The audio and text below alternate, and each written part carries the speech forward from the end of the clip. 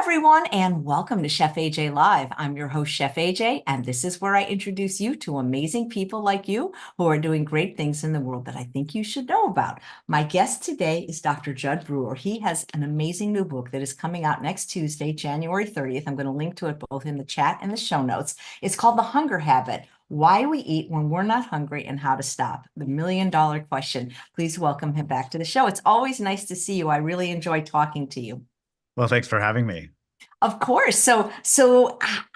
Why did you write this book, first of all? Because I mean, I haven't read your books. I listened to them. The Craving Mind, Unwinding Anxiety, great books for people. But why this one? Yeah, it came out of a need. And as a psychiatrist, I was just struggling over and over and over with helping my people, helping my patients, my clients, my people, helping them, helping them break eating habits, whether it was overeating, whether it was binge eating disorder, whether it was just snacking, whether it was emotional eating.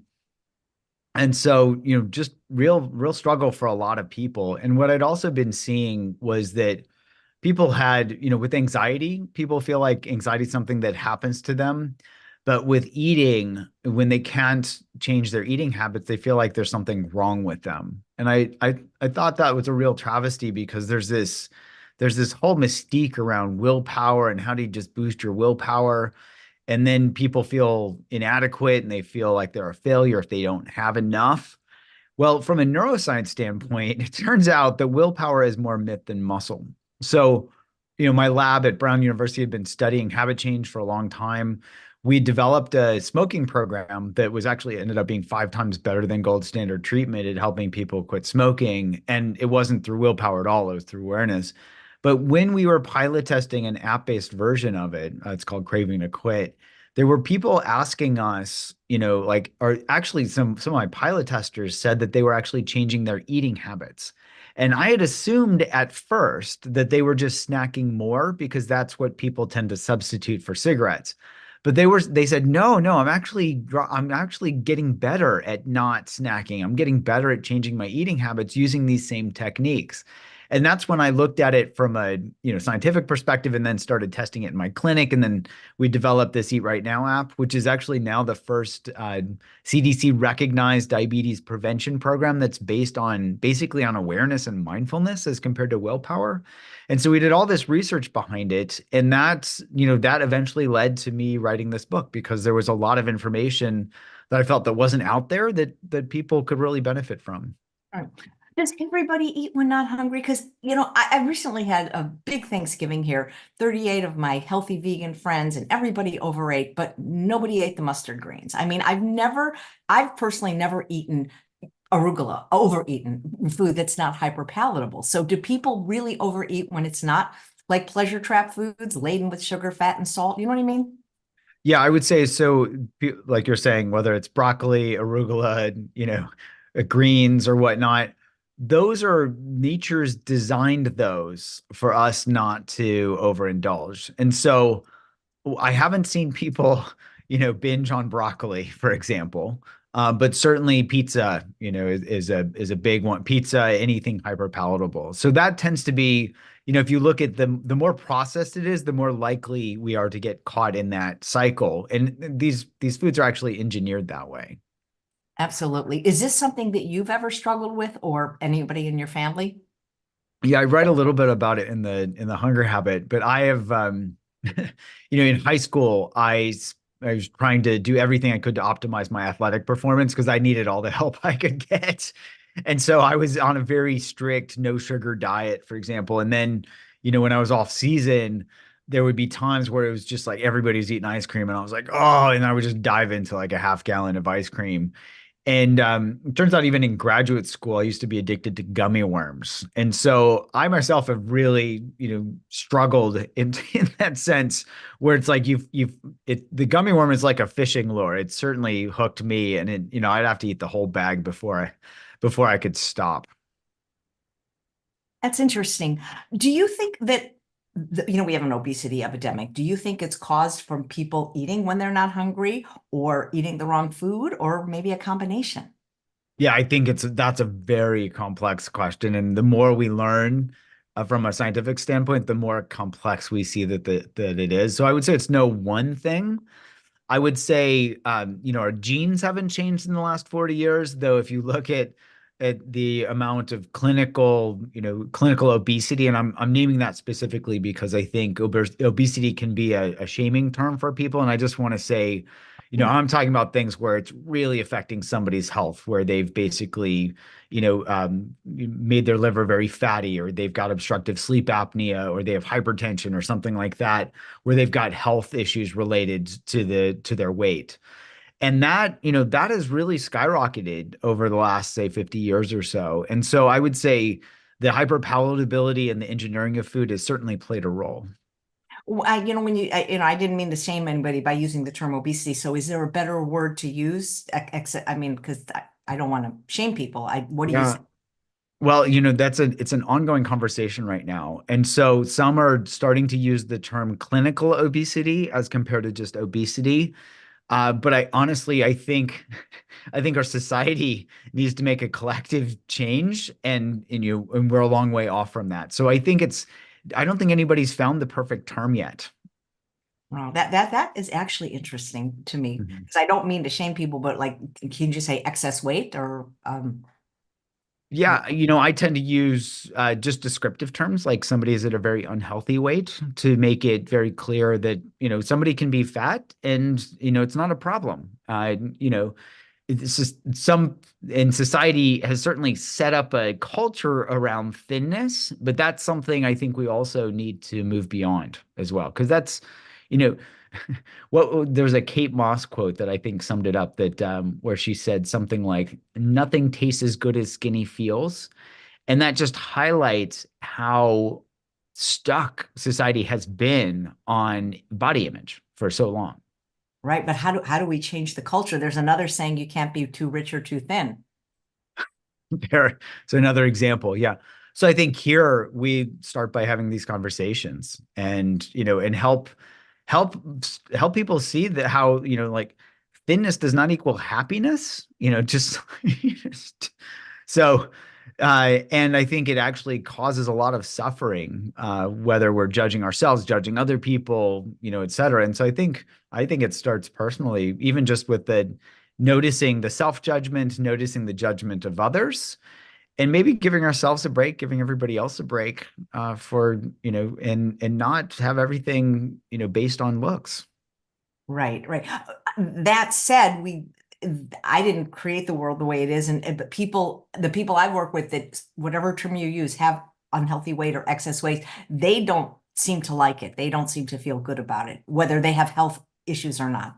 Right, right. And then, so that's one thing I touch on this a little bit in the book, where it's just helping people, see how a lot of these habits get set up, whether they're societal habits, whether it's, a combination of food engineering, hooking people on different types of foods, whether it's this, hyper go society where we don't have time to, actually cook food, and then, get stuck on all these, prepared, or, eat, grab and go types of foods. I think this is where, we can really step back and learn to change that relationship. And it really starts with learning how our brain works. That's the fundamental first step. Okay, how do we do that? Because Yeah.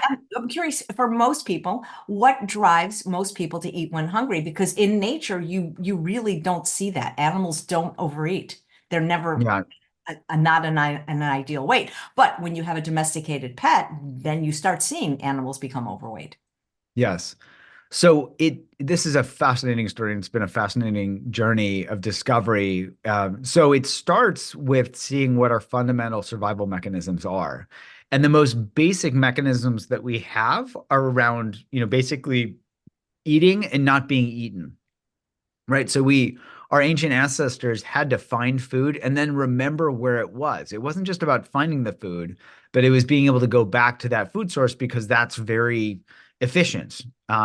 So there's this process called positive reinforcement that has three elements: a trigger, a behavior, and a result. So imagine you see the food, there's the trigger, you eat the food, there's the behavior, and then your stomach sends this dopamine signal to your brain that says, remember what you ate and where you found it. So we actually lay down these what are called reinforcement learning or reward-based learning mechanisms to help us remember where food is.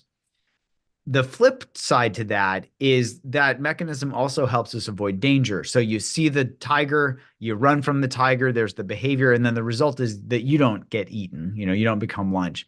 And that's called negative reinforcement. That negative reinforcement piece, well, both of these actually play a role in modern day when we're not actually in danger and we know where our refrigerator is. These play a role when we start to learn to associate food with positive things like celebrations, right? All the birthday parties we went to as a kid, and you weren't hungry, but you had cake and ice cream and you celebrated. And so you start to learn to associate food with celebrations. And then it's, retirement parties, it's holidays, it's this and that. On top of that, we have all these negative reinforcement mechanisms where we learn, oh, if I feel sad and I eat some candy or some cake or some ice cream, I feel a little bit better.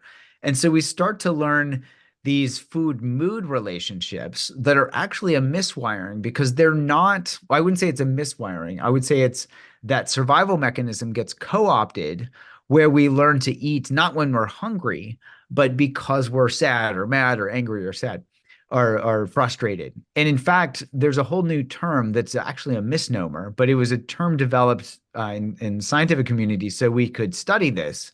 It's called hedonic hunger. And I say it's a misnomer because we're not actually eating when we're hungry, but we're eating because of emotion. That's in contrast to the survival mechanisms that are the homeostatic hunger. That's the one that's there to help us survive.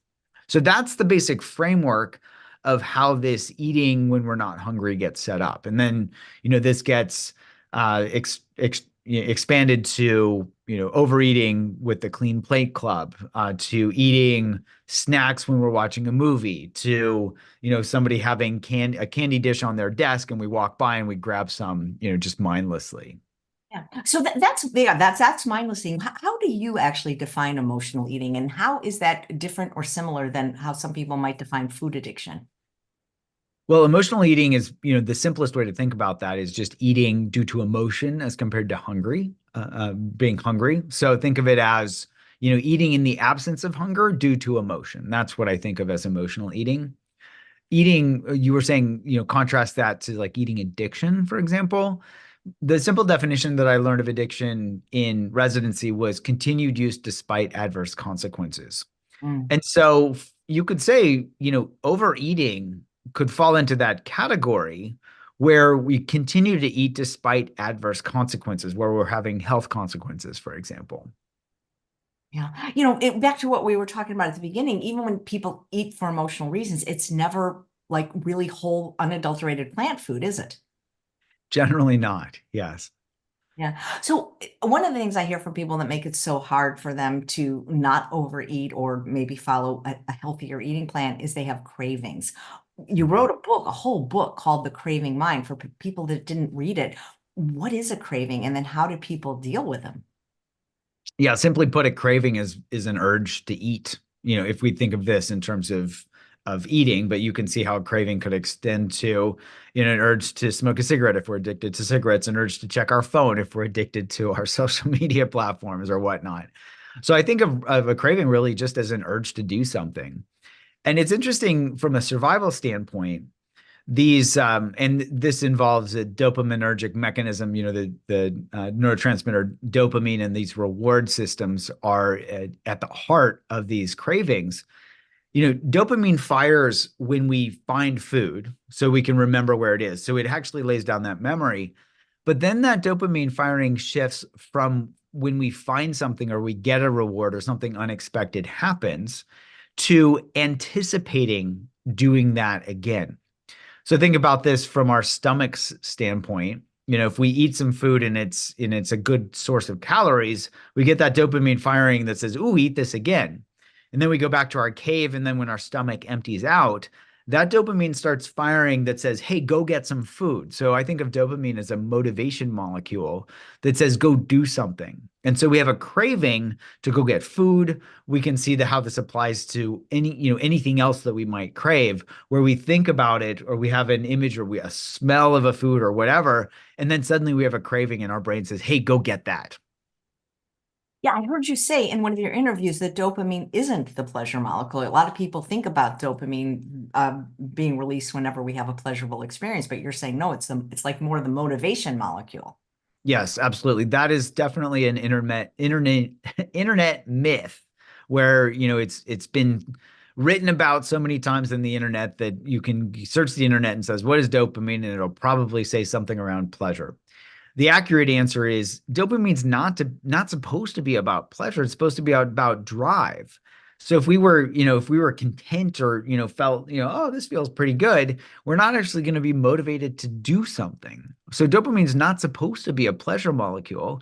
There are a lot of other molecules associated with pleasure or, pleasant feeling tones, such as, opioids, endocannabinoids, and things like that. Dopamine, if you ask any of my patients, dopamine's more about, they'll talk about paranoia.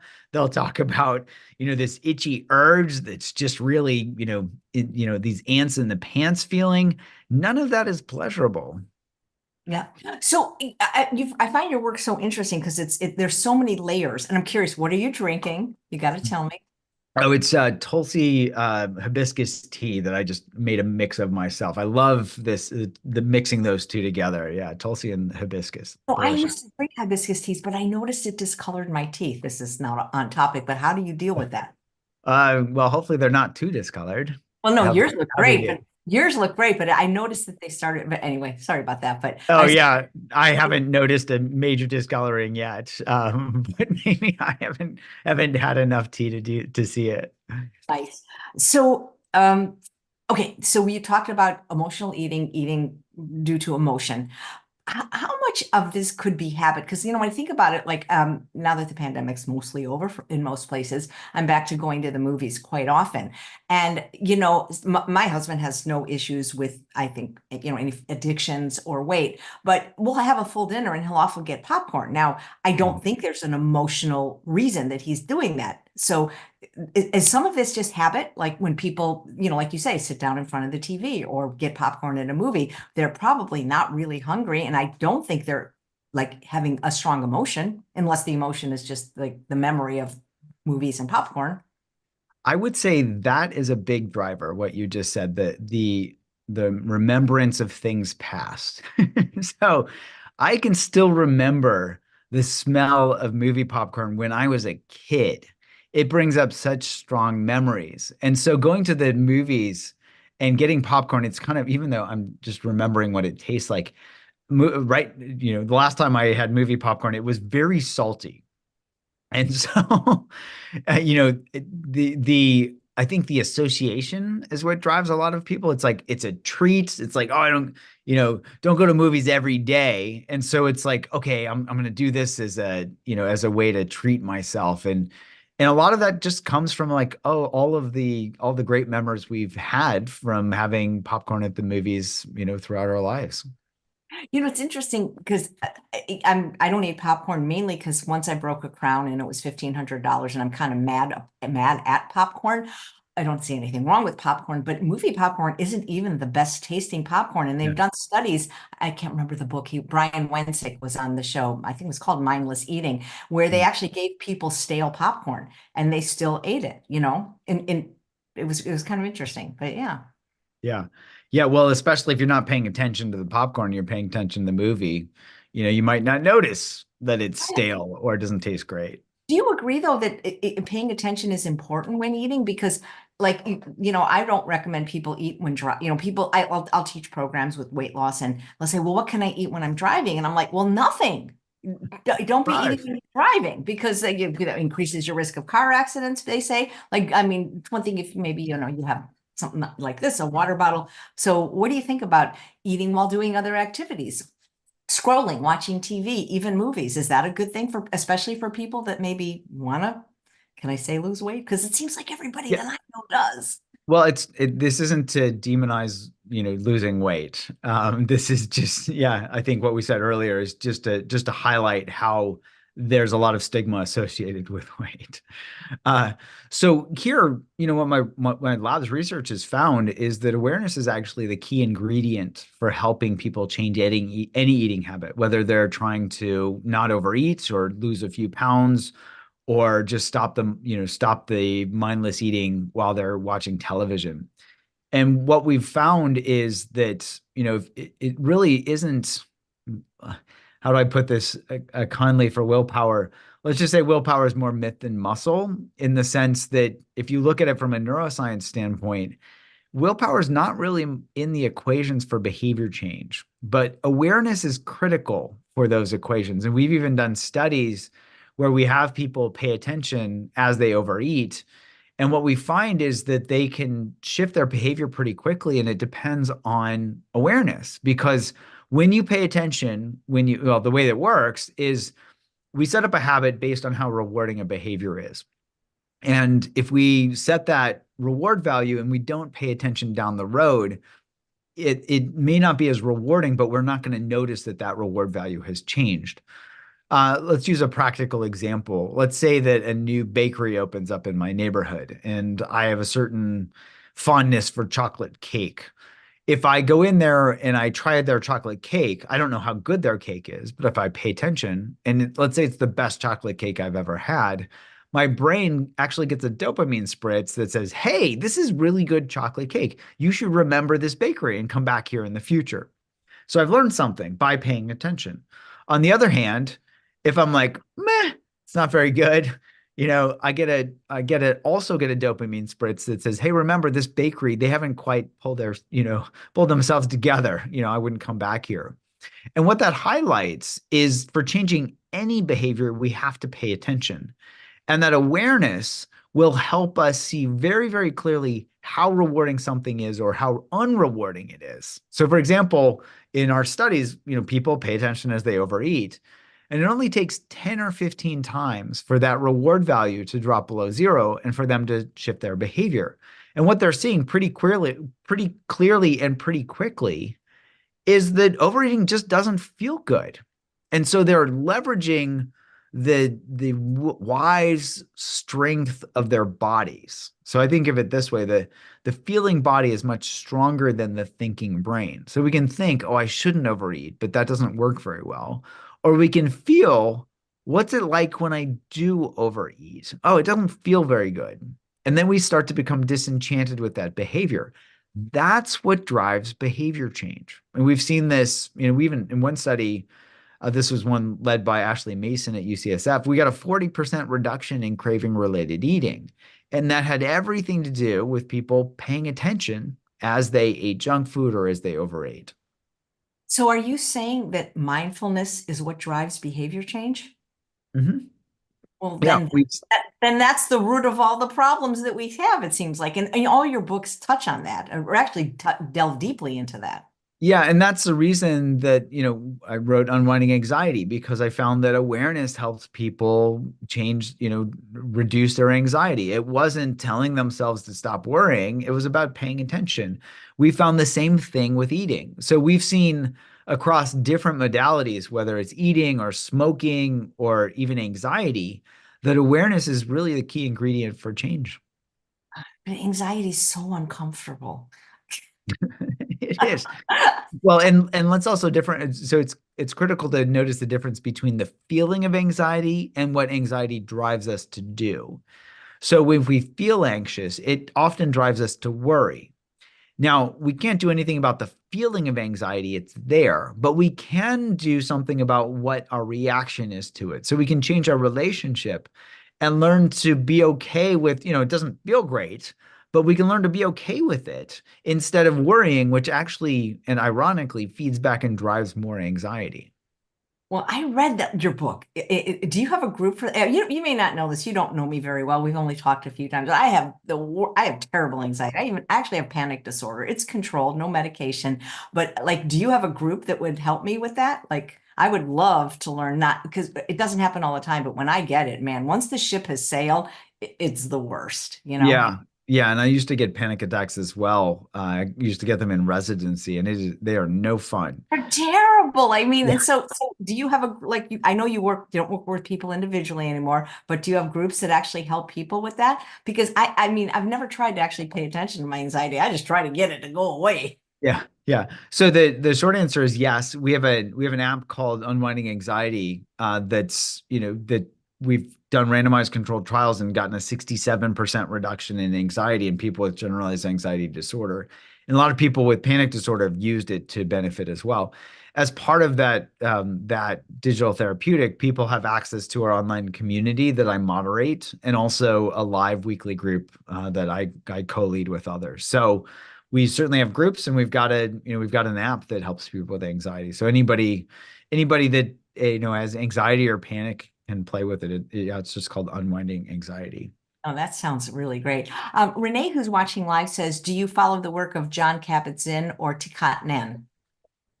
Yes, so I'm actually friends with John. I used to work at the Center for Mindfulness at UMass that he founded back in the late 70s. A lot of this is very, very aligned with his mindfulness-based stress reduction programs and his philosophy in general.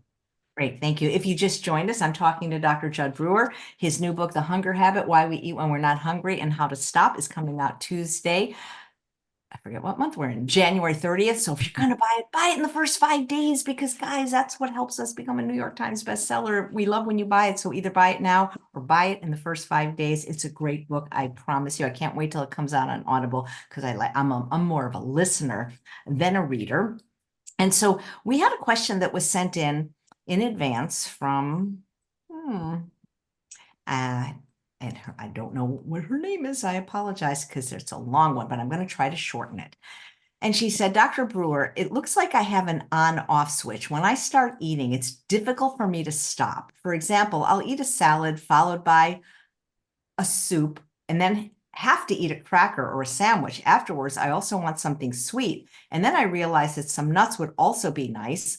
I've set myself an eating window of 6 to 8 hours, which at least means I no longer snack after dinner. But during those 6 to 8 hours, I have difficulty holding back. Any suggestions?" Yeah, it's a great question. So here, so first off, and many folks may already know this, but it takes about 15 to 20 minutes for our bodies to register satiety. And so depending on, our caloric load and the type of food, et cetera, it can be helpful to, if we have the luxury of waiting 15 or 20 minutes, after we've eaten, we can start to calibrate how much we need to feel full.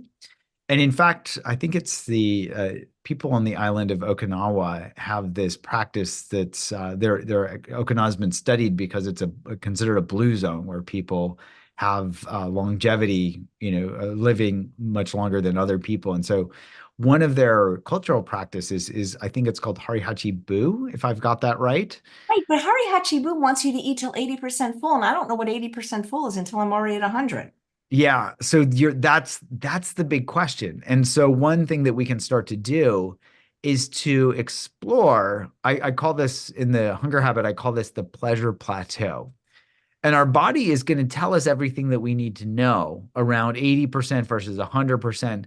So often people will eat, and it sounds like this person that submitted the question is eating beyond the 100%. So I think of that as going off the pleasure plateau and even going right off the cliff of overindulgence.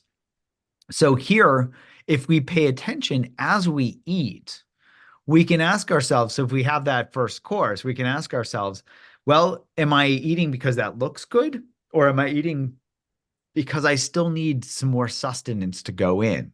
And that gives us a little bit of a pause so that we can really ask that question, feel into our body, and check to see where we are. On top of that, even as we eat, I like to have people ask this simple question: is this bite better than, worse than, or the same as the last bite? And what that can help us determine is, where are we on that pleasure plateau? Are we still going up to fullness? Are we hitting that plateau? Because when the bites aren't quite as delicious as the previous one, that typically indicates that we're close to that, 80 to 100% full point. Yeah, there seems to be like diminishing returns after a Yes. certain point. It's funny. I I I live in Northern California now, and I'm very tight with my diet for a variety of reasons, and I do enjoy it. And once in a while, I'll go to a restaurant. And there was this restaurant in LA that was like the best vegan restaurant, Sun Cafe. And about a year ago, I had like these nachos, and they're much more rich than what I usually eat. They were just the most delicious meal. And you talked about memory. So I recently was in LA for a funeral. I was only there 24 hours. I went to that restaurant, and you know what? It just wasn't as good as I remember. It was almost like a disappointment, you know? And I'm like, I've been fantasizing, thinking about this when I'm going to get it again, and it just wasn't that good. Mhm. Yeah. How much of the time is it the letdown where the anticipation My mom hits? used to always tell me as a child that anticipation is greater than realization.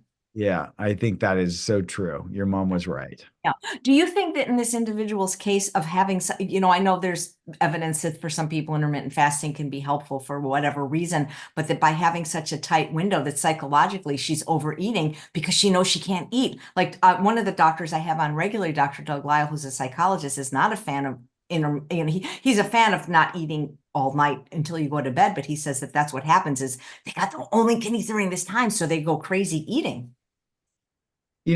I've known a lot of people that have, had, time restricted eating windows and, whether it's 8 hours or 10 hours or even down to 6 hours, a lot of people haven't reported that. So I would say it's, for some people that may be the case. Uh, for others, it may not be that. I think our bodies learn to adapt pretty quickly. A lot of people can adapt even pretty quickly to eating a single meal a day. I'm not suggesting one way or the other, whether that's healthy or unhealthy.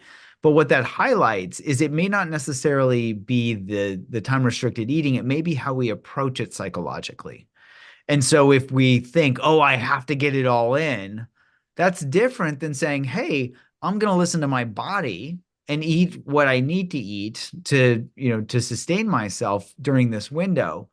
And in fact, we can actually we can set those windows pretty quickly. Often it's within a week that somebody settles into a pattern because and it's amazing how our clock genes and all of these things learn to anticipate. Okay, this is when they eat. This is when they stop eating, and you'll even see these, different genes start to turn on in anticipation of when that window is going to open back up. So I think it's an interesting question, but I would say it's there's probably a large psychological component there. That would be my guess. No. Well, are you a fan of just, I mean, I know that you don't really recommend like exact eating plans here, but are you in general a fan of just teaching people to just eat when hungry? I'm a huge fan of teaching people to pay attention to their bodies and listen to their bodies. Yeah. And so even one time when I was first starting this work, I was working with doing group medical visit with it happened to be all women at the time, but a group of women who all had binge eating disorder. And almost universally, they had lost the ability to tell the difference between when they were actually hungry, that homeostatic hunger, and when they were just had an urge to eat, when they had that hedonic hunger. So they had to actually relearn and kind of reconnect with their bodies so that they could actually tell when they were hungry or not. And it was interesting because that was just an assumption that I had was that they could tell that, when they were hungry. And in fact, a lot of them couldn't. Yeah, thank you. So when you talk about what did you call it in the book? Hold on. The pleasure plateau, Mhm.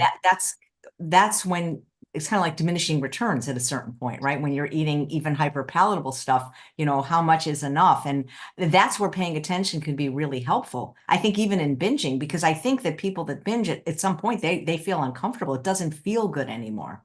It doesn't. It doesn't. And, one of my patients distinctly talked about binging. She would binge on entire large pizzas in one sitting. And she said she would eat to numb herself. And so she was literally numb to the point where she couldn't pay attention to what her body signals were telling her.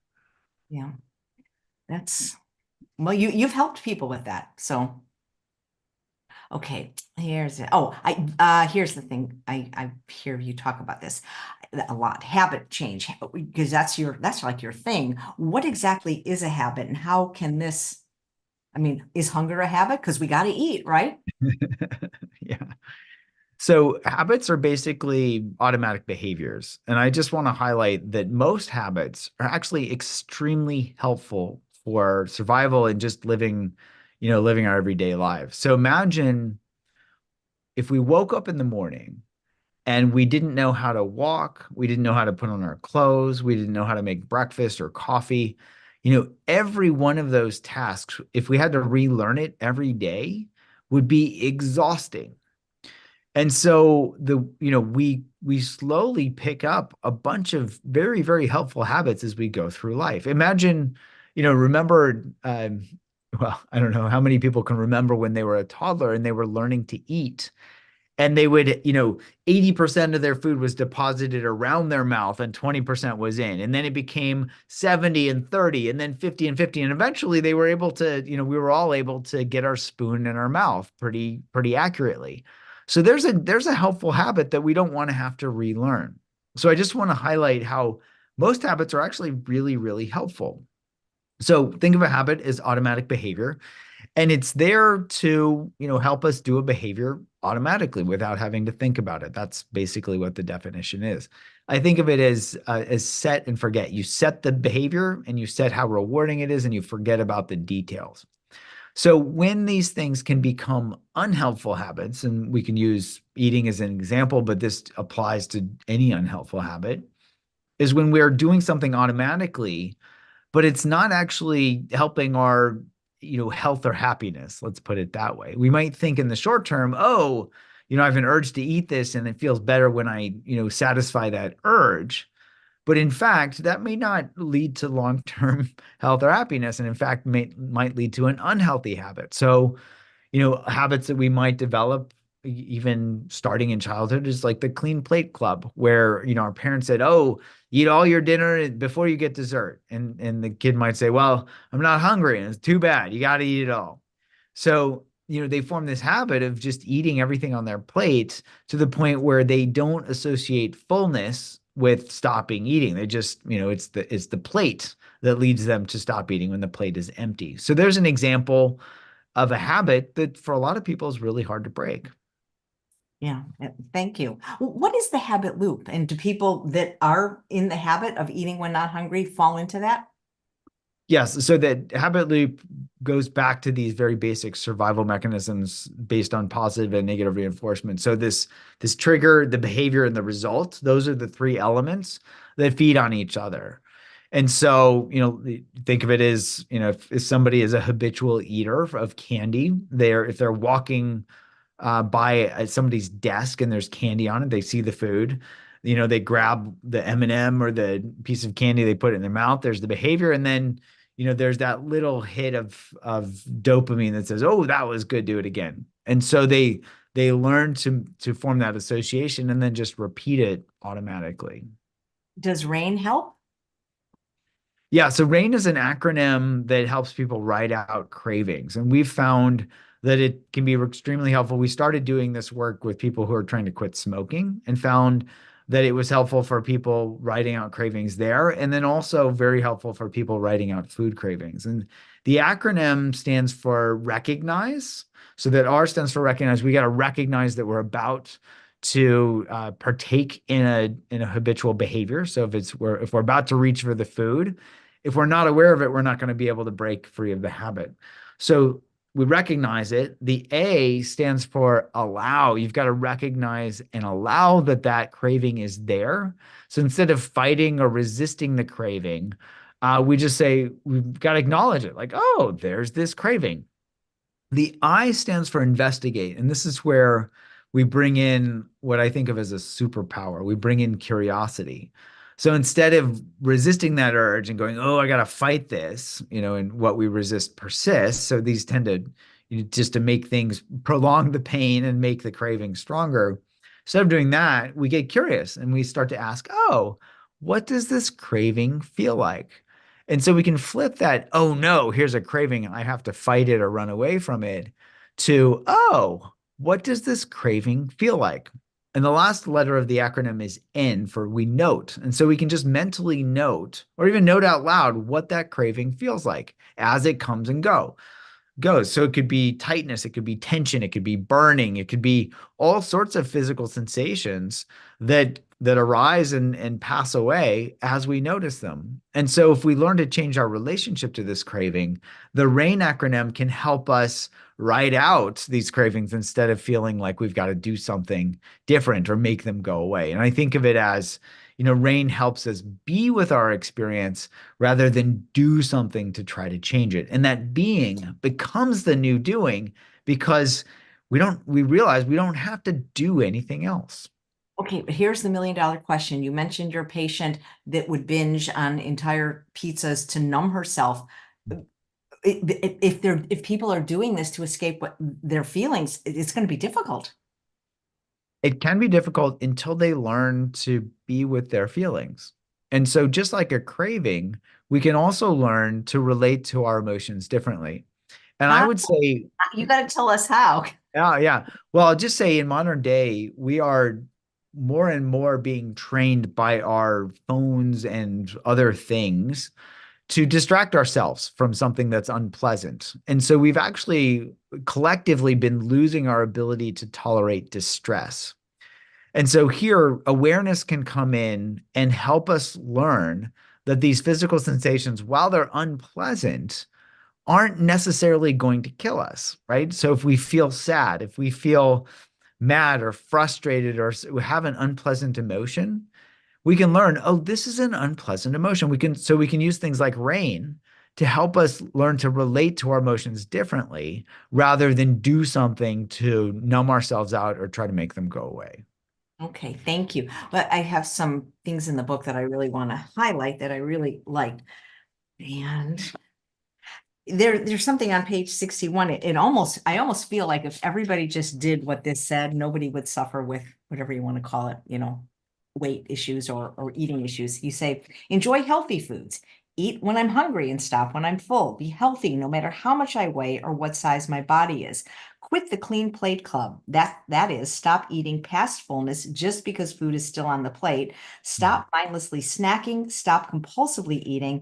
Take care of my emotions and myself without food. Eat with intention instead of being driven by compulsion and or impulse. I mean, to me, that's almost like a summary of the whole book. Yeah. Yeah. And all of those things can be fostered by two mental attitudes. One is kindness and one is curiosity. So that when we can learn how our brains work, we can bring kindness in and realize, oh, these are just some miswiring in my brain. I can rewire that.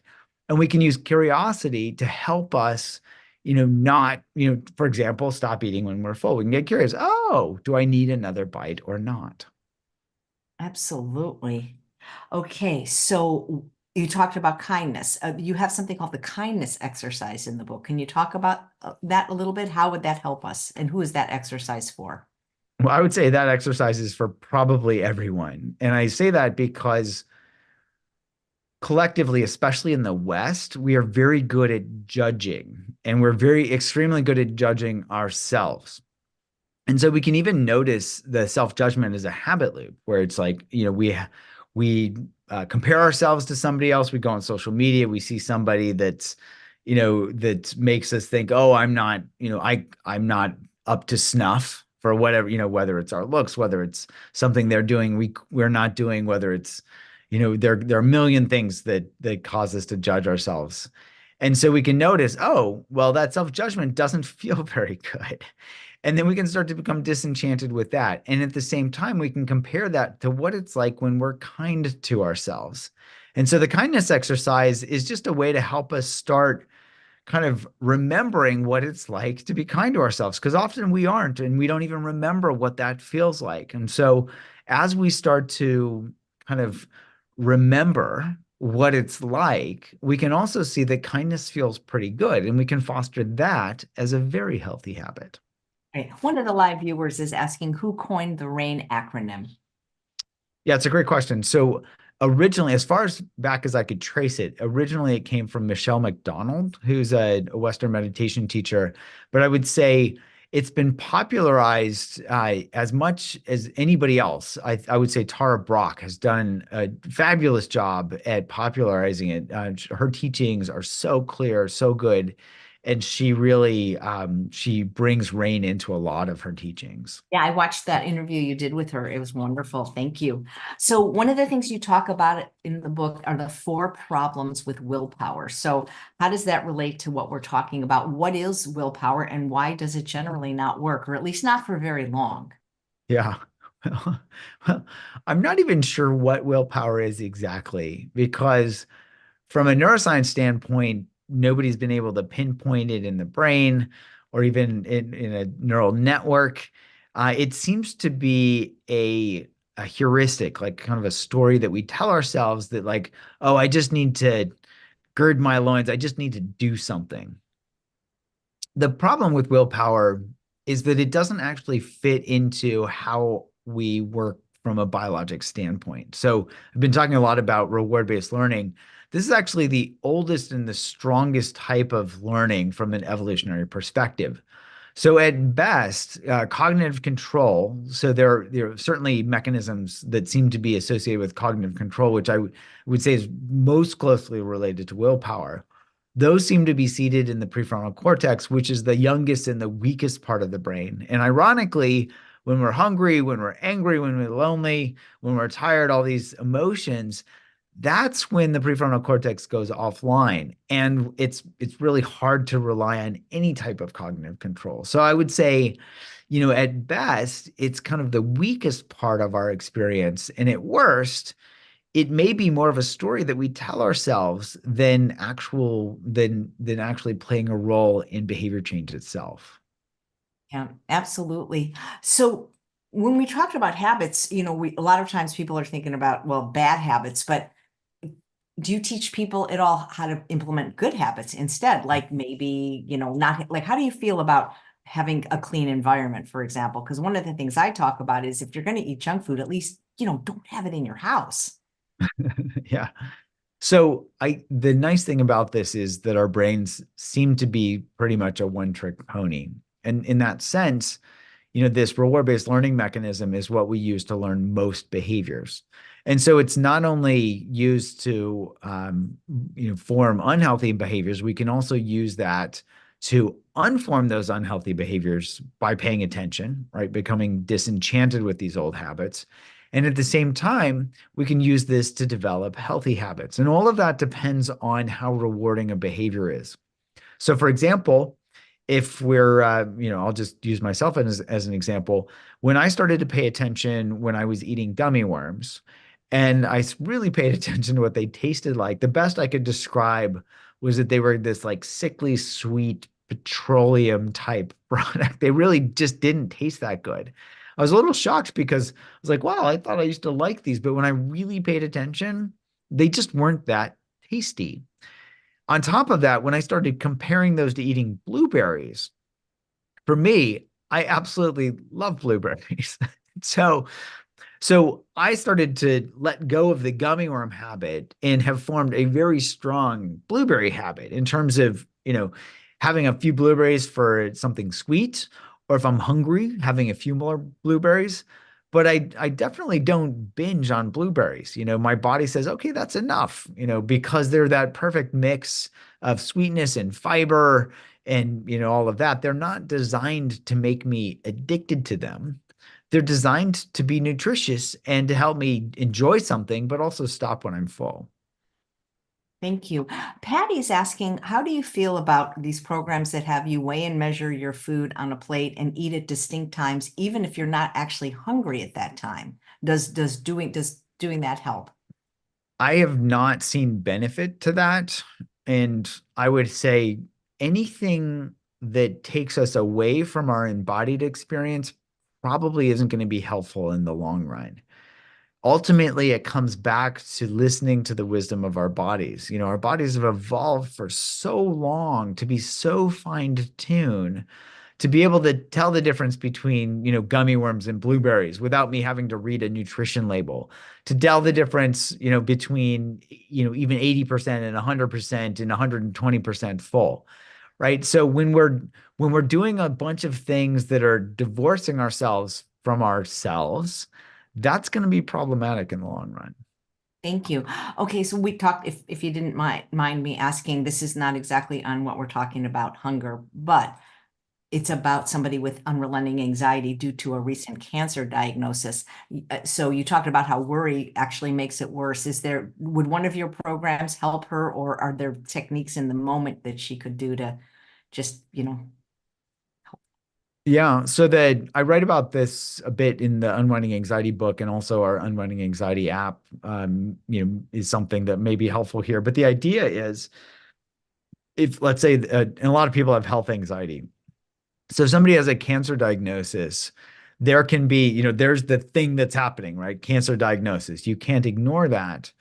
On top of that, our brains can start to spin out of control where we start worrying about, there could be a million things that we could worry about. And that can be somewhat individual, and there can be some collective things that categories that people tend to worry about. That worrying, that can be really troubling for a lot of people.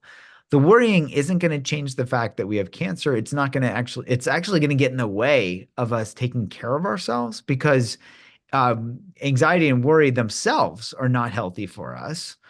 And we spend all this energy and actually get in the way of taking care of ourselves when we get stuck in these worry cycles. So the good news is that we can actually, unwind that anxiety. That's why I named the book that. Is, we get all wound up in worry, and we can actually unwind that so that we can really take care of ourselves. And even if we have cancer, we can live the best life that we have for however long we have it, as compared to, spending our last years caught in anxiety and worry. I mean, what you're talking about, I mean, anxiety just seems so prevalent. I know very few people that don't have it on some level, but Yeah. it comes back to that present moment living and mindfulness. So that really seems to be the secret. And if you can teach that in your program, I'll take your program. Well, I just want to highlight, it's not like magic, right? So some people say, wow, sounds, it can't be that simple. It actually is relatively simple, but I wouldn't say it's necessarily easy.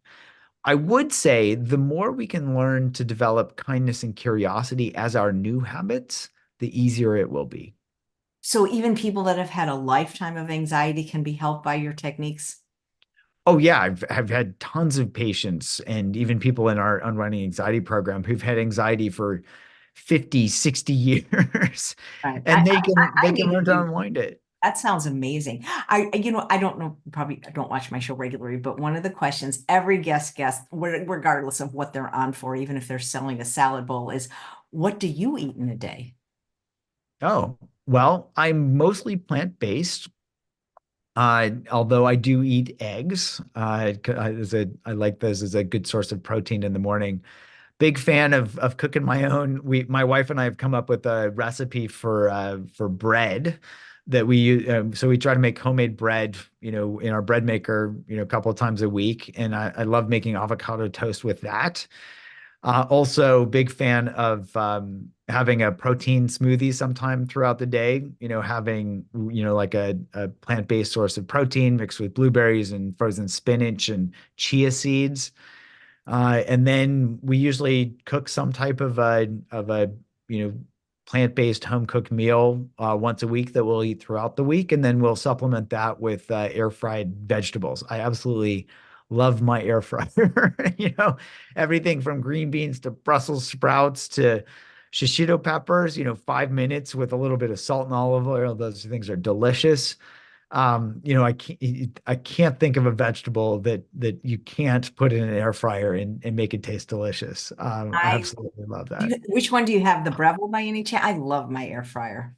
I don't remember the name of it, but it has a little window on the front, because I can look at it without having to pull it open. But we've had several iterations over the years, just because it's like a staple in our household. I'm a big fan of the air fryer too. Do you have an Instant Pot? I don't, and in fact, because we cook, a big pot of meal, big meal about once a week, we haven't really found that we've needed it that much. Between the air fryer and just, cooking something really healthy once or twice a week, we're in pretty good shape. Right. Well, you seem like you're in good shape. Do you exercise? And do you think exercise is a great tool for people with anxiety? And if so, how does that help? Oh, well, personally, I absolutely find it essential, but that's just for me. So yeah, I'm a big fan of I like to mountain bike, I like to run. I've gotten into surfing in the last 5 or 6 years, so love to surf whenever I can. You know, there's even decent surfing in the Northeast. Don't tell I was wondering anybody. where is the water by you? Yeah, well, Brown University's in Providence in Rhode Island has a big coastline, and so you can find some pretty good surf here and there. I won't give away any secret spots, but yeah, I absolutely love to surf. So, but I find just movement is just essential for well-being for me. But is it particularly useful for people with anxiety? There's been a lot of research showing that exercise is definitely helpful for mental health, both anxiety and depression. Oh, thank you. Victoria wrote in a question and she said, Dr. Brewer, what's the relationship between nervousness, anxiety, the vagus nerve, and a rapid pulse? Hmm. Well, wow, good question. So, in a nutshell, the so nervousness, the part of the definition of anxiety is nervousness. So, I think if I remember the definition correctly, it's like a feeling of nervousness or unease about an uncertain event or something with an uncertain outcome or something in the future. So, there can be nervousness in the moment that could be a sign of like uncertainty, and then there could be nervousness about the future, which can be a sign of anxiety. The vagus nerve is actually the longest nerve in our body. I think it's boy, my anatomy is kind of rusty, but I want to say it's is it, I don't even remember which cranial nerve it is, but basically it goes all the way, from our head down through our body, and it's a big player in our parasympathetic nervous system. That so we've got the sympathetic, this fight flight freeze, and then we have this parasympathetic, which is often described as rest and digest. So it is involved in this parasympathetic tone basically. And then rapid heart rate can be from anything from exercising to being nervous, so that's a pretty non-specific thing, but it just means that our heart is beating pretty fast. And there could be a number of different reasons for that. I should have mentioned this when you said it, but you mentioned in residency you were getting panic attacks. Had you already chosen to be a psychiatrist at that point, or did that lead you more to want to do it to kind of figure out how to unwind your own anxiety? Yeah, I was already in my psychiatry residency, and the funny thing was that I'd wake up from a dead sleep and I'd have this full-on panic attack, and then I'd go through the diagnostic checklist and I'm like, check, check, check, check, check. Oh, you just had a panic attack. So my No. training helped me characterize it as compared to, oh, that's not a myocardial infarction. Like your heart's not, you're not having a heart attack, even though I literally felt like I was going to die. But it certainly helped me empathize with my patients a lot more who had panic disorder. And I was like, I could be like, yeah, you really do have that voice like, I'm gonna die, I'm gonna die, I'm gonna die in That's your what head. it feels like. So how did you overcome your own panic attacks?